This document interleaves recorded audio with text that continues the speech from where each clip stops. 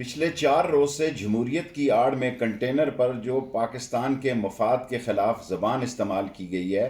وہ کسی صورت میں بھی پاکستان کے مفاد میں نہیں ہے۔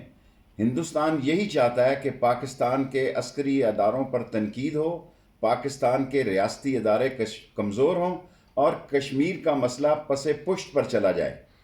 لیکن مجھے بڑی خوشی ہے کہ موجودہ حکومت نے، عمران خان کی حکومت نے بڑی دانش مندی اور عقل مندی سے اس مسئلے کو ہینڈل کیا ہے، اور انشاءاللہ مولانا جا رہا ہے 1-2 روز میں یہ مسئلے حل ہو جائیں گے، اور سیاسی پارٹیاں سیاسی طریقے سے اپنا حق منواتی ہے، نہ کہ محمود اچکزئی جیسے لوگوں کو ساتھ رکھ کے وہ ایسا تاثر دینا چاہتی ہیں جیسے ملک کے خلاف کوئی ایک انتشار اور خلفشار کا ماحول ہو۔ انشاءاللہ مولانا جا رہا ہے اور اسلام آباد پرسکون ہوگا اور حکومت اپنے 5 سال پورے کرے گی۔